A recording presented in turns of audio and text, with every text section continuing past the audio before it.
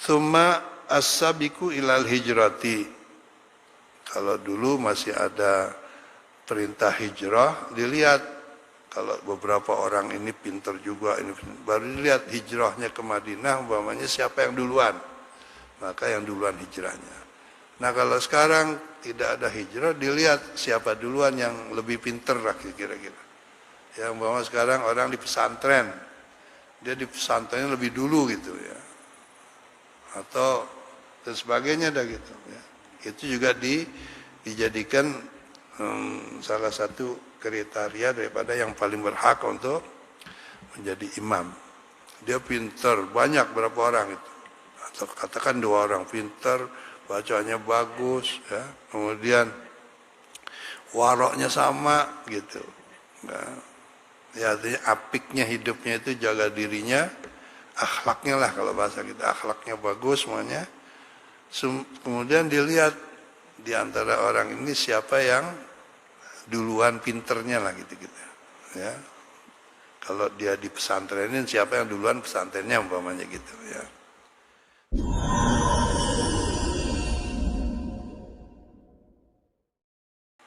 Setelah itu dilihat lagi ya.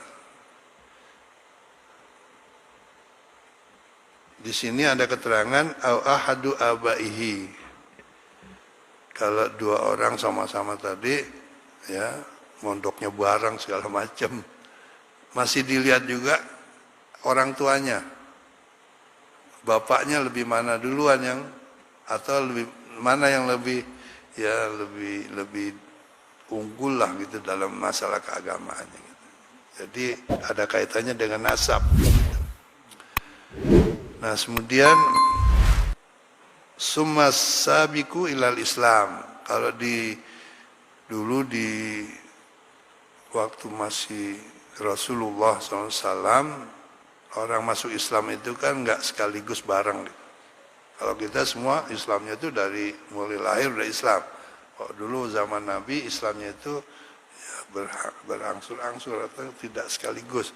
Nah kalau memang nanti ada yang mau jadi imam, beberapa orang dilihat mana dulu yang masuk Islamnya duluan gitu. Kalau sekarang mungkin bisa juga kita kaitkan dengan siapa dulu yang lebih dulu menekuni belajar agama gitu ya. Gitu. Nah selanjutnya summan nasibu, ini yang susah dicari nih, susah tidak bisa dicari gitu. Kalau memang semuanya sudah dimiliki oleh beberapa orang ini, siapa yang kita pilih? Lihat yang nasabnya lebih bagus. Yang satu anak siapa gitulah, yang satu anak siapa, dilihat dari keturunan, dari nasab. Jadi nasab kita nggak bisa milih. Ya orang semua sudah seperti itu.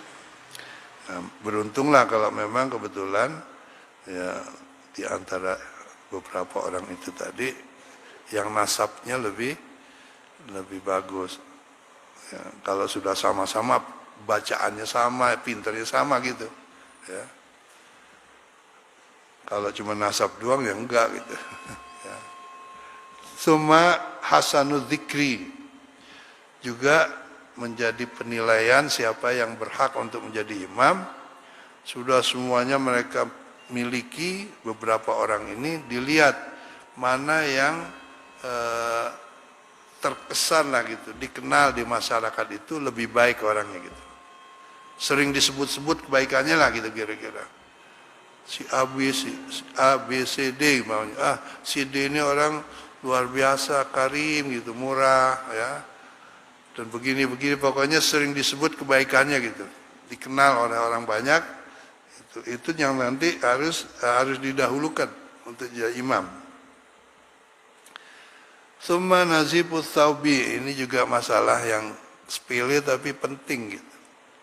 Dari beberapa orang tadi yang sudah disebutkan ya, faqih, pinter bacaannya, nasabnya bagus semua, dilihat dari sekian orang itu ABC-nya itu siapa yang terlinti kalau kita bilang ya, pakaiannya selalu bersih ya, jadi nazib.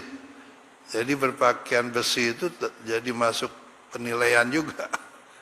Karena itu an-nazafatu minal iman katanya. Bersih itu termasuk bagian daripada iman. Penting jadi menjaga kebersihan baju kita nih ya. Baru summa naziful badan. Badannya juga bersih gitu. Bukan bajunya doang yang bersih, tapi badannya juga bersih. Sebab itu di dalam Islam ada syariat yang diatur tentang mandi gitu. Ada mandi wajib, ada mandi sunnah. Ya. Seperti kita nih mau datang ke tempat ini gitu. Itu disunatkan mandi. Jadi kalau kita mau ke masjid, kita mandi dulu umpamanya, maka dapat menjadi ibadah, menjadi dapat pahala kalau kita niat. Aku niat mandi untuk pergi ke masjid, sunatan lillahi ta'ala. Jadi memang kalau kita udah tahu ada ilmunya, beda dengan yang tidak ada ilmunya gitu. Hal yastawil ladzina ya'lamun wal ladzina la ya'lamun. Jadi dalam Quran begitu. Beda antara orang yang udah ada ilmunya sama yang enggak punya ilmu. Mandinya sama gitu. Perginya juga sama ke masjid, tapi yang satu dapat pahala mandinya karena ada ilmunya, yang satu ya bersih doang tapi nggak dapat pahala. Jadi badannya juga harus dilihat ya bersih apa enggak. Summa tayyibus san'ah. Ini juga menjadi penilaian. Dari sekian orang itu mana yang pekerjaannya itu lebih bersih gitu. Ya. Pekerjaannya lebih bagus gitu ya. Ya contoh maaf mamanya seorang usahanya itu jadi tukang pengumpul sampah mamanya, kan kotor tuh. Yang satu beda ya, yang lebih bagus yang dipilih gitu, pekerjaannya yang lebih terhormat gitulah. Summa hasanus saut. Kemudian baru dilihat nanti suaranya yang bagusan yang mana gitu. Suara juga dari Tuhan nih, dari Allah, nggak bisa kita ciptakan gitu. Suara bisa kita bikin bagus sendiri, nggak bisa. Itu sudah volumenya apa segala macam. Ya. Itu juga menjadi catatan atau kriterianya. Nah yang lebih ini lagi di sini tsumma hasanus surah. Orang yang akan berebutan jadi imam, katakan gitu. Dia pengen jadi imam, pengennya sama-sama pintar, sama-sama cakep, sama-sama gini, sama-sama ya tadi sebutin itu. Juga menjadi catatan, menjadi satu kriteria atau yang paling berhak yang mana. Di sini katakan hasanus surah, yang lebih ganteng. Tadi bersih bagusnya pakaiannya, ya, semuanya bagus, tapi lihat ganteng mana gitu. Kalau memang yang satu lebih ganteng, kalau laki nih, ya dia yang jadi imam gitu, kalau sama-sama pinternya.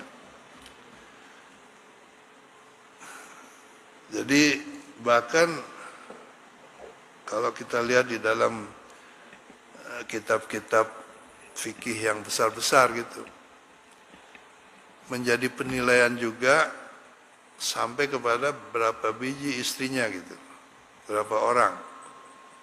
Iya betul. Jadi kalau dua orang ini yang pengen jadi imam, yang satu istrinya dua, yang satu, yang dua istrinya dipilih gitu. Jadi dalam Islam begitu.